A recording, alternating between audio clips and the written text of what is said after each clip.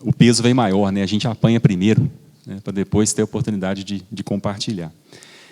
Já tive a oportunidade de falar com os irmãos aqui sobre a volta do Senhor Jesus. Nós dissemos que as igrejas precisam muito falar sobre isso, né, da volta do Senhor. Nós já pudemos compartilhar aqui sobre a necessidade de nós termos um coração mais grato ao Senhor, né, de evitarmos murmurar e em tudo sermos gratos ao Senhor, nas pequenas coisas, evitarmos pedir tanto como a gente pede. As nossas orações 99%, né, pedidos e talvez 1% agradecimento, e olhe lá.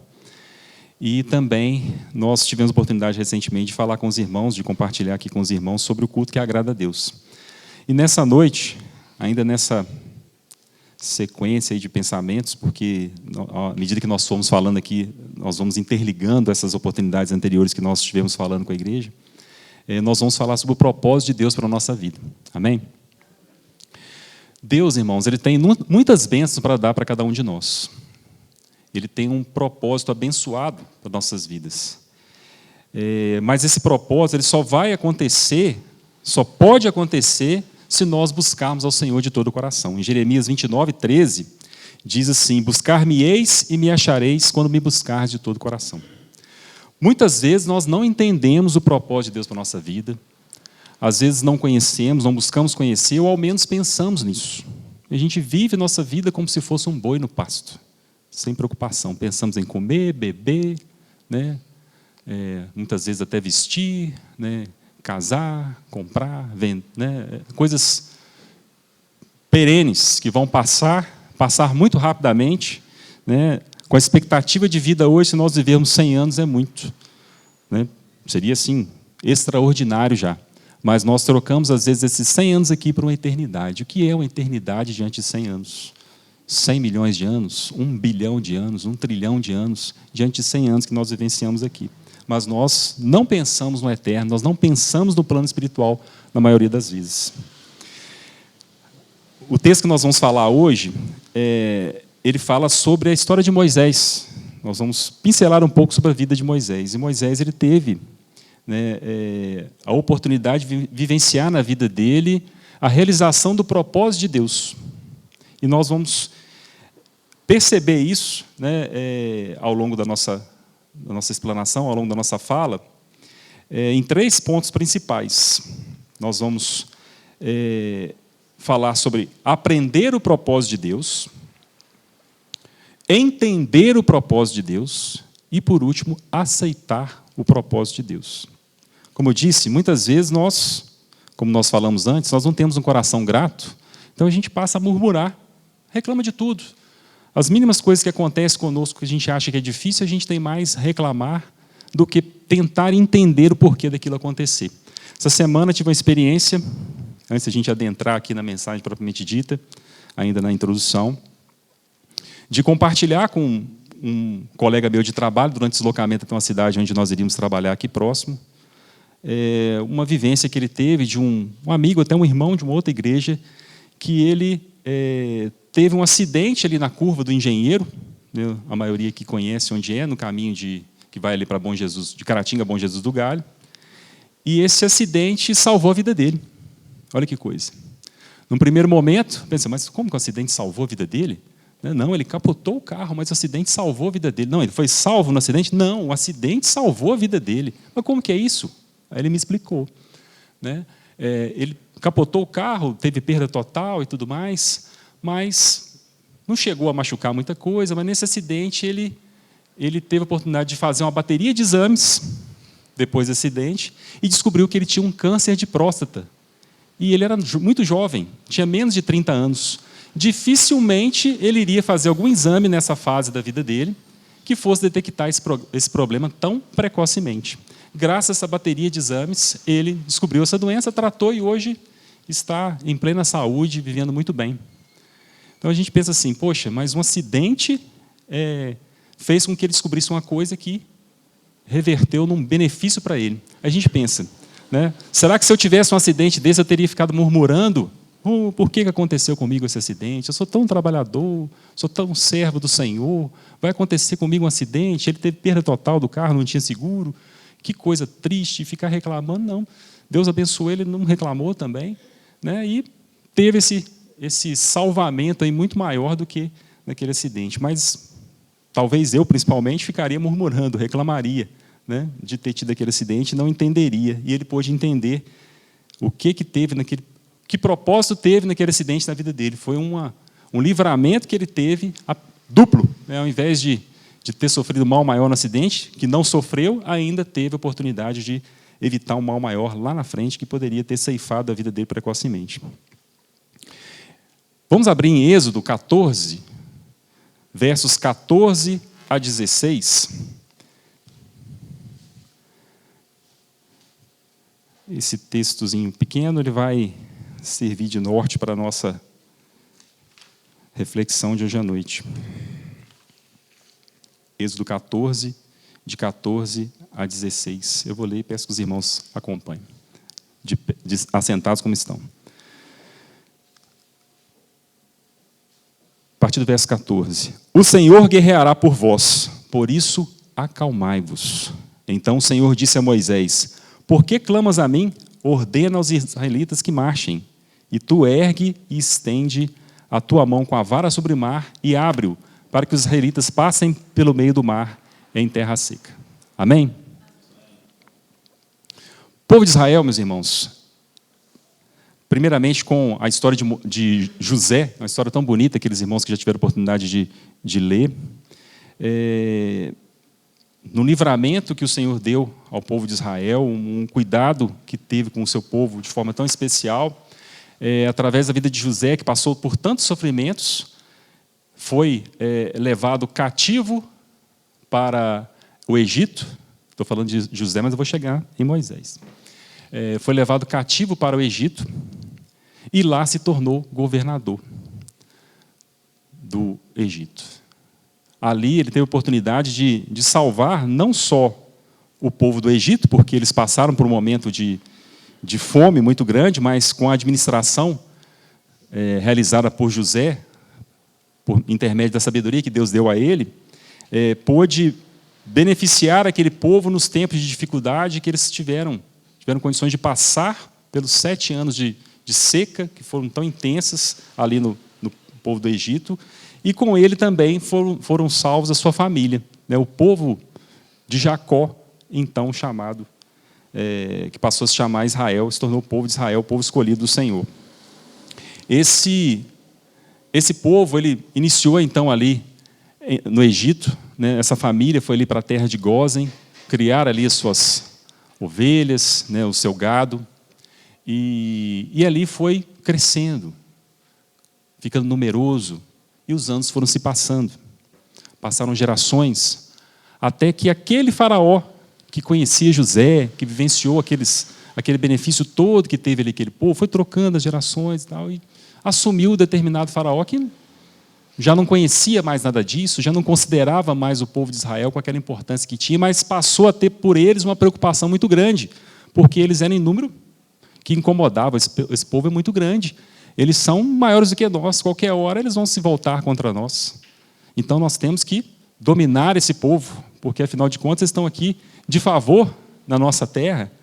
E assim passaram os egípcios a tratar o povo de Israel como escravos, a trabalhar com eles, impingir sobre eles trabalhos forçados, a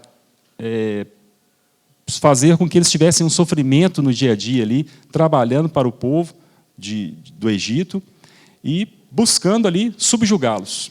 Mas não adiantava. Cada vez mais Deus abençoava o povo de Israel, o povo crescia, se fortalecia, aumentava em número e ficava forte, potente, como Deus já havia prometido que, né, seriam mais numerosos que a areia do mar. Então, Faraó tem ali a preocupação em tentar diminuir ali aquela taxa de natalidade, né, e principalmente dos homens, não só para diminuir o número do povo, mas principalmente porque os sábios, os magos ali, os adivinhos tiveram ali o entendimento de que poderia advir de uma criança nascida daquele povo aquele que viria livrar aquele povo, ser o livrador ali, a pessoa que tiraria, né, aquele jugo sobre o povo de Israel. Então Faraó passou a se preocupar em matar os pequeninos, os meninos, daquele povo. Inicialmente, tentando convencer as parteiras, que estrategicamente também eram do povo de Israel, a matar as crianças ali, sufocá-las, assim que nascessem, visto que era do sexo masculino, que as sufocassem. Desobedecer ao faraó naquela época era como se fosse desobedecer a Deus, porque para o povo do Egito, faraó era Deus. Mas mesmo assim, elas arriscando ali o seu pescoço, vamos dizer assim, não fizeram dessa forma, né? Ajudavam ali as hebreias a ter os seus filhos, e assim o povo continuava nascendo meninos. O faraó, incomodado, chegou a chamá-las para perguntar, e elas arrumaram uma desculpa, disseram, não, quando a gente chega lá, as hebreias são muito fortes, elas oram a Deus e já nasce antes, não dá nem tempo da gente chegar, e nasce tudo certo, infelizmente não tem jeito, né? E pronto, e Deus, por intermédio do Senhor, o faraó engoliu essa e foi passando. Então ele buscou outra estratégia. Vamos pegar então todos os meninos recém-nascidos e vamos jogar no Nilo. A gente fica olhando o crocodilo do Nilo, né? Vê lá no Discovery Animal, né? Ainda passa lá, imagina aquela época, devia ter muito mais do que hoje, né? Pensou os menininhos jogando lá, virando alimento de crocodilo. E assim foi acontecendo, mas Deus tinha um plano, tinha um propósito para aquele povo. E esse propósito ele foi realizado na vida de um homem. Esse homem nasceu um menininho, que seria jogado também ali, como os demais, no Rio Nilo. Mas aprove Deus ali que a sua irmã colocasse ele num cesto de junco e colocasse ele estrategicamente num local e que a água fosse carreando ali e chegasse até a princesa, filha de Faraó, que estava se banhando ali próximo. Tudo muito bem engendrado, né? A sabedoria de Deus, o momento de Deus colocado para aquilo ali. E ela encontra aquela criança, então, que criança linda. E dói no coração dela de deixar que aquela criança morresse. Justamente aquele que o povo temia, que o povo do Egito temia, que poderia ser quem livrasse o povo. Ele estava ali. E ele foi ali criado, então, pela filha de Faraó, como um príncipe do Egito, e nós vamos falar sobre isso daqui para frente. Bom, nós vamos aprender, então, com a caminhada de Moisés, o propósito de Deus para a nossa vida. Mas eu queria que os irmãos não pensassem no propósito de Deus para a nossa vida terrena. Que a gente pensasse, nossa, Deus tem um propósito para a minha vida. Eu vou construir uma casa, eu vou comprar um carro, eu vou fazer uma faculdade, eu vou ter um emprego tal, eu vou trabalhar no emprego tal, e vou crescer, e vou fazer, eu vou casar. Não pense nessa vida terrena. Vamos nos colocar agora, pensar qual que é o propósito da minha vida, realmente o propósito. Nós não temos o propósito aqui de sermos advogados, de sermos professores, de ser policial, de ser jornalista, de ser qualquer outra profissão, qualquer outra atividade, né? De ser uma dona de casa, de ser mãe, de ser pai. Nossa missão aqui nessa terra não é isso. Nós viemos aqui para sermos discípulos do Senhor, para levar a palavra dele para as pessoas, palavra de salvação. Nosso objetivo aqui não é essa terra, nosso objetivo aqui é a eternidade com Deus. Queria que os irmãos, em toda a nossa fala, pudessem enxergar qual o propósito espiritual, o propósito, missão que o Senhor tem para você aqui nessa terra. Disfarçado daquilo que você é hoje, daquilo que Ele possibilitou você executar. Ali onde você está, qual o propósito que Deus tem para a sua vida? Assim como aconteceu com Moisés. Desde o nascimento dele, então, Deus teve um propósito especial para a vida de Moisés. Foi tirado das águas, foi livrado dos soldados, porque seria jogado no Nilo e ia morrer. Mas, para isso, Deus fez com ele 2 escolas, para que ele aprendesse, que é o primeiro tópico nosso, aprendesse o propósito de Deus. A primeira foi a escola do palácio. Olha que bacana. Durante 40 anos da vida de Moisés, embora ele não soubesse disso, ele foi preparado como um príncipe para governar o povo. Olha que bacana. Moisés foi criado no palácio, trabalhado como um príncipe, aprendendo a governar o povo. Ali ele recebeu educação, uma educação extrema, de qualidade. O Egito era a nação mais importante daquele tempo, a que tinha mais sabedoria, mais riqueza, mais importância no mundo. aprendeu a conversar, a se comportar como líder, estudou com os melhores mestres, aprendeu a escrita, para depois de muito tempo o Senhor ordenar ele escrever a palavra, os 10 mandamentos, a lei, foi escrita por Moisés, ele aprendeu lá, enquanto ele era príncipe. Se ele fosse criado com os pais dele, ele não teria tido essa oportunidade. É claro que ele foi criado num palácio como um príncipe, né? Mas ele foi trabalhado ali por Deus nesse tempo. Ele não sabia disso. Ele não tinha essa noção nesse tempo. Então, nós também passamos por essa escola do palácio, né? Quando nós somos livrados por Deus, quando nós temos oportunidade de aprender, quando nós estamos em algum momento recebendo algum tipo de prosperidade, se tudo está bem com você, observe bem que você pode estar na escola do palácio. Algo Deus está fazendo por você, te preparando para a missão que Ele tem para a sua vida aqui. Assim como Ele fez também com José, que nós comentamos antes. José, ele fez quase que um processo inverso, né? Apesar de que ele teve uma criação com o pai dele, a gente lê na palavra ali que o pai dele tinha um carinho todo especial, já ensinava ele a escrita daquele tempo e tudo mais, mas que ele foi num processo inverso. Ele foi como escravo para o Egito, mas com a sabedoria, aquilo que ele aprendeu com o pai dele ali, e com o Espírito do Senhor que estava sobre ele, ele tinha um dom tão grande de administrar, que até na prisão, como preso, o carcereiro-chefe lá colocou ele para poder administrar tudo lá, porque ele tinha uma habilidade de administração tremenda. E com isso aí, né, além da habilidade de interpretações que Deus deu para ele, ele pôde administrar o povo do Egito num período de 7 anos de seca e de 7 anos de fartura, para poder encher os celeiros do Egito de tal forma que nos 7 anos de seca ele pudesse passar por toda aquela crise. Ele governou ali o Egito, ele saiu no processo inverso, ele foi como escravo, como servo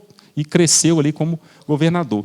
Já Moisés foi diferente, ele foi criado ali como príncipe e aprendeu tudo que tinha do bom e do melhor em termos de administração, de liderança, mas com um propósito que ele não fazia ideia. Primeira escola, escola do palácio, para que ele aprendesse o propósito de Deus para a vida dele. Bom, mas passaram os 40 anos. E veio a segunda escola, a escola do deserto. Depois que Moisés passou a amar o povo hebreu, Deus tocou no coração dele, ele começou a enxergar o povo hebreu como um povo dele. Ele chegou a defender um escravo ali, matando um egípcio, né? Matou alguém que seria, né, interpretado ali como o povo que havia acolhido ele como príncipe. Ele teve que fugir para o deserto de Midian. E ele passou mais 40 anos de sua vida. Primeira escola, escola do palácio, 40 anos. Segunda escola, escola do deserto, mais 40 anos. Ali no deserto ele já saiu da zona de conforto. Se ele tinha tudo bom e do melhor no palácio, de mais importante, de mais rico, ele passou a suportar o calor e o frio do deserto. O deserto tem um calor tremendo durante o dia, mas à noite é um frio espetacular também. Teve que se acostumar com os alimentos que tinha disponível no deserto, que são mais escassos, e também a água que é escassa. Também aprendeu isso, teve que conviver com isso. Ele aprendeu a cuidar do rebanho, porque lá no Egito não cuidava de rebanho, porque cuidar de gado era coisa abominável para os egípcios. Mas ele foi aprender isso lá, na terra de Midian, no deserto. Aprendeu a cuidar do rebanho. Por quê? Para depois ele criar, como pastor, né, as ovelhas de Deus, né, o rebanho do Senhor. Tudo isso era propósito de Deus para a vida dele. No deserto ele constituiu família, teve filhos, uma vida feliz, né? Mas Deus estava treinando ele no deserto para ele guiar o povo dele até Canaã, porque ele passaria pelo deserto. Também nós passamos pela escola do deserto quando somos provados por Deus. Sair da zona de conforto é necessário para aprender a viver e a valorizar o que Deus dá. Às vezes a gente está passando por bonança, mas muitas vezes por dificuldades, por sofrimento. A vida nossa é assim mesmo. Quando o apóstolo Paulo ele fala, posso tudo naquele que me fortalece, muita gente utiliza essa frase assim para dizer que vai ter vitórias, conquistar bens aqui na terra, eu posso todas as coisas naquele que me fortalece. Não. Quando o apóstolo Paulo falava isso, ele dizia que ele era capaz, pela força que Deus deu a ele de suportar sofrimentos e passar também por coisas boas, mas tudo isso glorificando a Deus e utilizando aquelas experiências para o propósito do Senhor, de levar a palavra do Senhor, de servir ao Senhor como discípulo dele. Perguntamos, em que escola você está passando agora? A escola do palácio? A escola do deserto? Reflita comigo. Deus está preparando você para um propósito especial. Lembre-se que eu falei antes, pensa no plano espiritual, não no plano aqui da terra, em adquirir bens, fazer coisas aqui que vão passar. O que Deus está preparando para a sua vida, para a obra dEle, para a causa dEle, a missão eterna que Ele nos dá. Isso para que nós possamos aprender o propósito de Deus para a nossa vida. Qual escola que nós estamos vivenciando? Deus está preparando para você um propósito especial. Segundo tópico, entendendo o propósito de Deus. Moisés, ele aprendeu isso. Passou ali, aprendeu a ser príncipe, na escola do palácio. Aprendeu também a viver no deserto.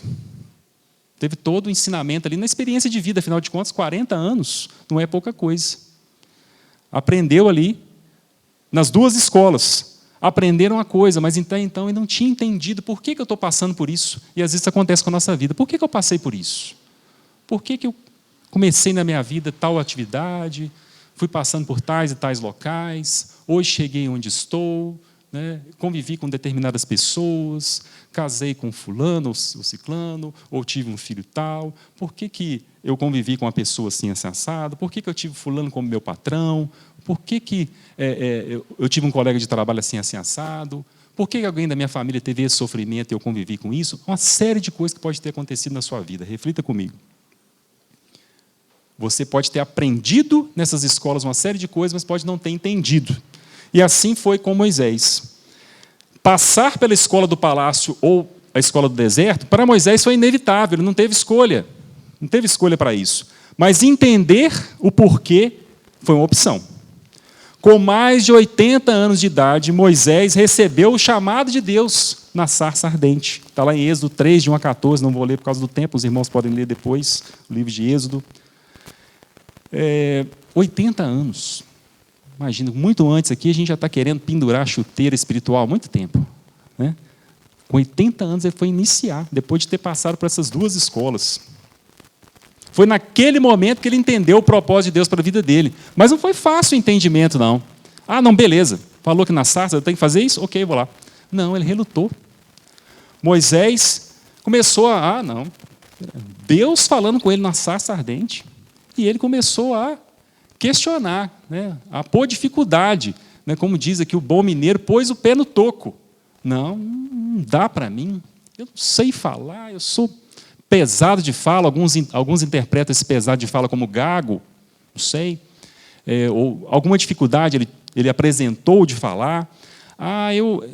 Eles não vão acreditar em mim, né? Eu estava lá com eles, tive tal dificuldade, eles não vão acreditar em mim, não. Quem sou eu para eles acreditarem em mim? Não. Aí Deus foi lá, calma, meu filho, vamos. Né? Na hora que você vai mostrar a sua mão, ela vai estar boa, vai mostrar de novo, ela vai estar leprosa, depois vai voltar do que era.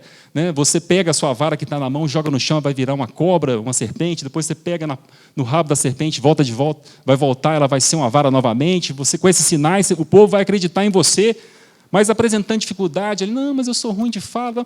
Arão vai com você para falar, então. E ele, com toda a dificuldade, foi. Né? E foi lá, voltou, Moisés ao palácio com Arão para anunciar as 10 pragas. E em todo o tempo Deus livrou o povo dele porque tinha um propósito para eles e Faraó teve a oportunidade de entender, mas não quis. Moisés, então, só pôde entender isso depois desse tempo todo. O povo de Israel, olha só o que Deus tem de livramento e fez isso através da vida de Moisés, passando por isso, depois que ele entendeu o propósito de Deus para a vida dele. O povo de Israel era pobre e escravo até então. Em uma única noite, os irmãos forem ler lá o livro de Êxodo, a partir do capítulo 9, versículo 1, numa única noite se tornou dono de todo o rebanho do Egito.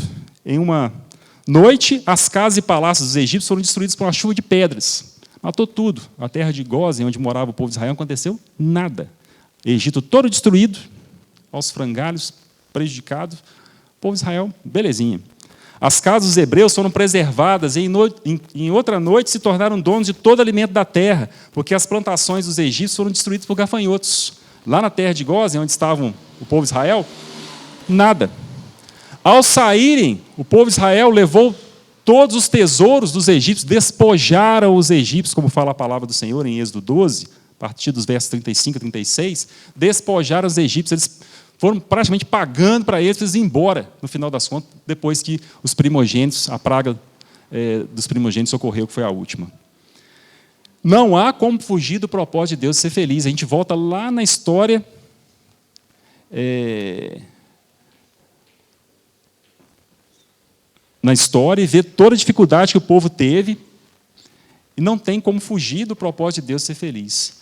Quando nós entendemos a vontade do Senhor, Ele então realiza a maravilha em nossas vidas. Nos livra do mal, faz com que nós vivamos esse propósito dele, sendo conduzidos aos palácios de Deus, mas também passando pelo deserto da nossa vida, sem deixar que nos falte nada, mas com o propósito de nós servirmos ao Senhor. Você está entendendo o propósito de Deus para a sua vida? Você pode ter aprendido uma série de coisas, vivenciando um monte de experiências na sua vida, mas você entendeu esse propósito para a sua vida? Deixe Deus falar com você e te mostrar a sua vontade. Terceiro ponto e último, dentro dessa reflexão, é que não apenas nós devemos aprender o propósito de Deus, entender o propósito de Deus, mas também aceitar o propósito de Deus. Aí eu vou lá de novo na história do Velho Testamento, com Jonas. Jonas recebeu a missão de pregar a Nínive. Sabia muito bem pregar, era profeta, né? Tinha todo o conhecimento, Deus falava com ele, mandava ele falar para o povo, utilizava ele dessa forma, servo do Senhor. Jonas entendia muito bem o que ele tinha que fazer. Você tem que ir lá a Nínive e pregar para o povo arrepender e pronto. Ele sabia, já tinha feito isso inúmeras vezes. O profeta faz isso mesmo, leva a mensagem do Senhor, arrependa-se e tudo mais. Mas ele não aceitou no caminho, né? Pegou um caminho diferente daquele que Deus tinha mandado, acabou sendo engolido por um grande peixe, ali ele se colocou como servo do Senhor enquanto o barco quase ia a pique, mas que servo do Senhor, que não estava obedecendo à voz do Senhor, né? Foi jogado ali às águas, um peixe grande engoliu ele, acabou sendo vomitado lá em Nínive, onde ele tinha que ter ido. Deus mandou ele para lá, e ali ele pregou, o povo se arrependeu. A Bíblia fala que, inclusive, ficou chateado com isso, porque queria que eles tivessem tomado prejuízo, né? Então, ele aprendeu o propósito, porque já sabia, ele era profeta, ele tinha entendido a missão dele, mas não tinha aceitado. Assim também poderia ter ocorrido com Moisés. Moisés teve as duas escolas, aprendeu ali durante 80 anos o propósito de Deus para a vida dele, teve uma escola ali, formando ele como líder do povo de Israel. Ele entendeu, então, como era a missão dele ali quando Deus falou com ele na sarça ardente, apesar das dificuldades que ele colocou. Mas depois que Moisés entendeu o propósito de Deus, ele aceitou esse propósito. Então nós devemos aprender, como estamos aprendendo, entender, mas também aceitar, porque Deus não nos força a nada. Deus é um Deus de liberdade. Quando Moisés entendeu e aceitou o propósito de Deus para a vida dele, ele deixou de ser um homem fraco e irado, porque assim ele era, e passou a viver plenamente a vontade de Deus na vida dele. Ele enfrentou tudo, voltou para o Egito, conduziu o povo para Canaã. Se ele não tivesse compreendido e aceitado, ele não teria condições nenhuma de suportar tudo que ele suportou. Se os irmãos lerem o livro de Êxodo, vão ver a dificuldade que o povo de Israel colocou para ele, a liderança dele. Todo o tempo ele era testado, ele era contrariado, o povo murmurava, trazia dificuldades. Se fosse qualquer um de nós aqui já tinha, como diz o povo, virado no arranque, coisa há muito tempo, tinha largado. O próprio Deus propôs a Moisés, em uma oportunidade, não, vamos fazer o seguinte, esse povo está reclamando demais, vamos destruir esse pessoal tudo aqui agora, eu vou começar uma nova nação a partir de você. Ele vira para Deus, não, Senhor, olha como é que a vida dele mudou. A gente consegue perceber o tanto que Moisés foi trabalhado nessa liderança. Qualquer um não aguentaria o que ele aguentou. Como aceitar o propósito de Deus, então? Com oração e atitude de fé. E nós vimos isso na vida de Moisés também. Primeiro, ele orava ao Senhor, contando o que acontecia, e depois ele agia com a autoridade que Deus dava a ele. Isso aconteceu em perigos ao ser perseguido por Faraó diante do mar, durante a fuga ali do Egito, a saída do Egito, naquele momento que se deparou com o mar, né, quando encontrou aquela dificuldade, o povo se viu ali com os carros de Faraó atrás, perseguindo, e viu que poderia ser todo mundo morto naquele momento ali. Moisés orou ao Senhor, né, ele colocou, além da coluna de fogo de dia, nuvem de noite, Moisés estendeu a mão e o mar abriu, o povo passou.